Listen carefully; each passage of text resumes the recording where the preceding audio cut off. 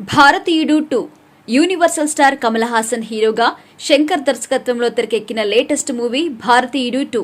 ఈ చిత్రం ఈ రోజే విడుదలైంది. మరి ప్రేక్షకులను ఏ మేరకు మెప్పించిందో తెలుసుకుందాం.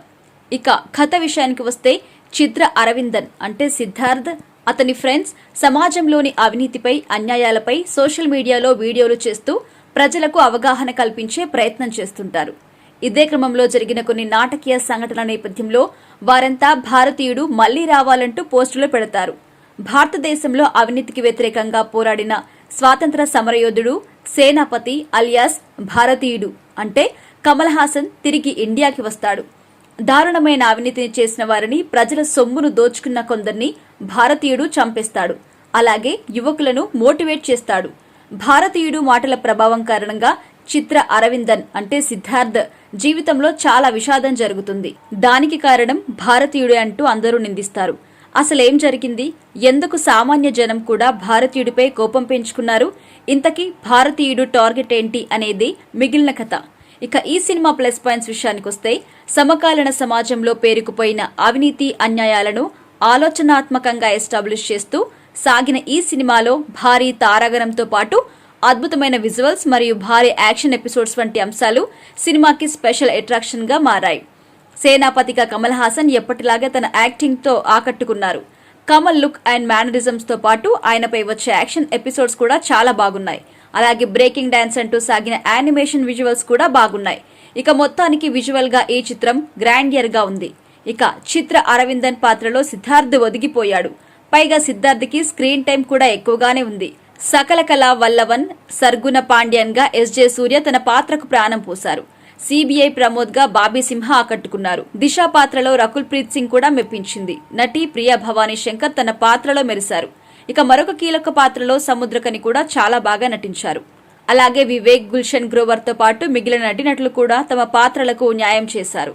దేశంలోని అవినీతి, రాజకీయ నాయకులను అలాగే అధికారుల అక్రమాలను బహిర్గతం చేస్తూ సాగే కార్టూన్ ట్రాక్ సినిమాలో హైలైట్ గా ఉంది. మొత్తానికి భారీ విజువల్స్ తో పాటు గుడ్ ఎమోషన్స్ కూడా బాగా చూపించారు.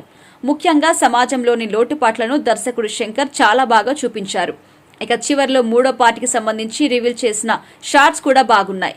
ఇక మైనస్ పాయింట్స్ విషయానికొస్తే అవినీతికి వ్యతిరేకంగా పోరాడే వృద్ధ స్వాతంత్ర సమరయోధుడి కథ గురించి ఆల్రెడీ భారతీయుడు సినిమాలోనే చాలా బాగా చూపించారు. దీంతో ఈ సీక్వెల్లో ప్లాట్ పరంగా, పాత్రల పరంగా ఫ్రెష్నెస్ మిస్ అయింది. సమకాలీన సంఘటనల ఆధారంగా సీన్స్ రాసుకున్నప్పటికీ వాటిలో ఎలాంటి కొత్తదనం లేదు. దీంతో స్క్రీన్ ప్లే చాలా రెగ్యులర్ గా సాగుతున్న ఫీలింగ్ కలుగుతుంది. అదే విధంగా కొన్ని చోట్ల బోరింగ్ గా కూడా ఉంటుంది. పైగా దేశంలోని అవినీతి, రాజకీయ నాయకులను బహిర్గతం చేయడానికి చాలా సీన్స్ ను ఎస్టాబ్లిష్ చేశారు. ఆ అవినీతి గురించి అవగాహన ఉన్నదే కదా, ఆ అవినీతిపై భారతీయుడు ఏం చేస్తాడు అనేదే ఆసక్తికరంగా ఉంటుంది. కానీ ఆ కోణంలో సినిమా ఎక్కువసేపు సాగకపోవడం కొంత నిరాశ కలిగిస్తుంది. పైగా కమల్ హాసన్ తో పాటు ఈ మూవీలో సిద్ధార్థ్ క్యారెక్టర్ కి కూడా లెంగ్త్ ఎక్కువగా ఉండడం ఫ్యాన్స్ కి రుచించదు. అనిరుద్ మ్యూజిక్ కూడా అంత గొప్పగా లేదు. మొత్తానికి ఈ సినిమా కొన్ని చోట్ల బోరింగ్ ప్లేతో, అవుట్డేటెడ్ సీన్స్ తో సాగింది. ఇక సాంకేతిక విభాగం పనితీరు చూసుకుంటే, టెక్నికల్ గా చూసుకుంటే సినిమాలో సాంకేతిక విభాగం వర్క్ చాలా బాగుంది. అనిరుద్ రవిచందర్ సంగీతం సినిమాకు ప్లస్ కాలేదు. రవివర్మన్ సినిమాటోగ్రఫీ మాత్రం సినిమాకి హైలైట్ గా మారింది. ఇక ఉదయనిధి స్టాలిన్ పాటించిన ప్రొడక్షన్ వాల్యూస్ అద్భుతంగా ఉన్నాయి. దర్శకుడు ఎస్ శంకర్ దర్శకత్వం పరంగా మాత్రం చాలా బాగా ఆకట్టుకున్నారు. ఇక ఫైనల్ గా చెప్పాలంటే భారీ అంచనాల మధ్య వచ్చిన ఈ భారతీయుడు 2 కమల్ హాసన్ ఫ్యాన్స్ కి మాత్రం ఆకట్టుకుంటుంది.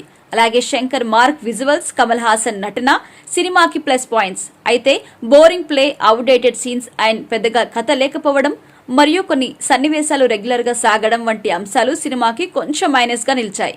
ఇక ఓవరాల్ గా మాత్రం కమల్ తన లుక్స్ అండ్ పర్ఫార్మెన్స్ తో తన ఫ్యాన్స్ ని ఆకట్టుకున్నారు.